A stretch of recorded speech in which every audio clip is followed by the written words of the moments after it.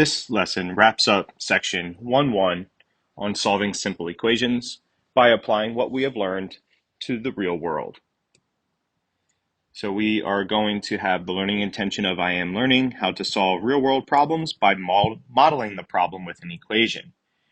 To measure our success, we can say that by the end of this lesson, you could create an equation to model a real world problem, can solve that equation, and can explain what the solution to it means in that context.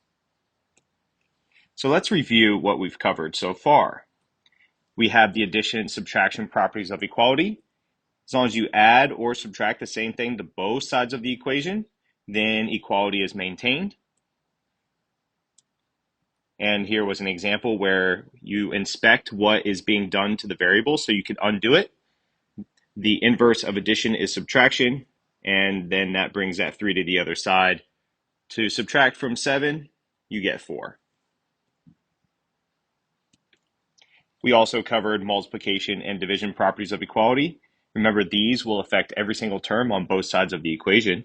So as long as you multiply both sides by the same thing or divide both sides of the equation by the same thing, you maintain equality. And an example is that we have implied here the operation of multiplication between the 3 and the set z. So we use its inverse operation of division. By that number to both sides, and 12 divided by 3, or 12 on 3, is 4. And here was an example where we're starting off dividing our variable by 5, so then its inverse to undo it is to multiply both sides of the equation by 5, shown here. And so then on the left-hand side, those 5 simplify out to 1, copy of m left, and then on the right we have a positive times a negative, which is a negative, and 5 times 4, which is negative 20. So now we're moving on to the new material. So we will model with mathematics that if Usain Bolt runs with an average speed of 10.35 meters per second, how long will it take him to run 400 meters? We will round our answer to the nearest hundredth of a second. The first thing we need to do is set up our equation. To model this problem, we need the formula distance is equal to rate times time, or DIRT for short.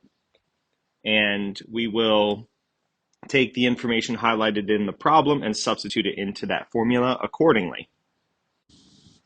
We have now 400 is equal to 10.35 times t because the distance was 400. And then the rate, or whenever you are referring from one unit to another, in this case meters per second, that's your 10.35. So to solve for t, we divide both sides by 10.35. And because it's a real world problem, it's realistic for us to grab a calculator to do the division on the left-hand side of 400 divided by 10.35. On the right-hand side, the 10.35s divide out to 1, leaving us with a single copy of t, which we'll write on the left-hand side, placing the variable first left to right.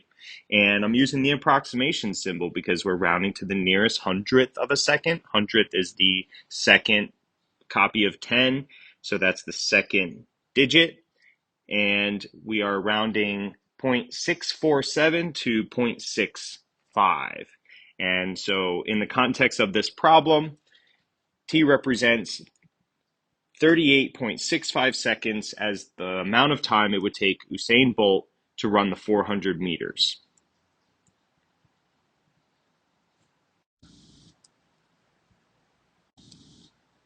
In this example, your crypto converts from your wallet to $68, but you didn't realize that you had a recurring payment.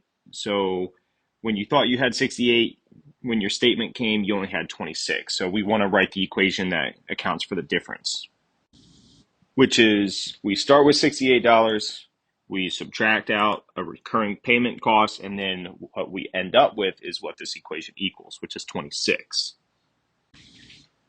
We inspect what is being done on the side with the variable, and we see that over there that the 68 needs to go to the other side.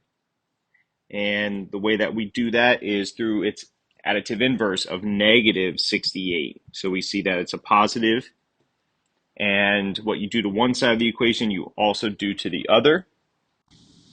Simplifying brings us to just negative p on the left and negative 42 on the right. Now the shortcut here is just to change all the signs on both sides of the equation, but to go through using the division property of equality, we treat the coefficient of a negative of the p as -1, so we divide both sides by that.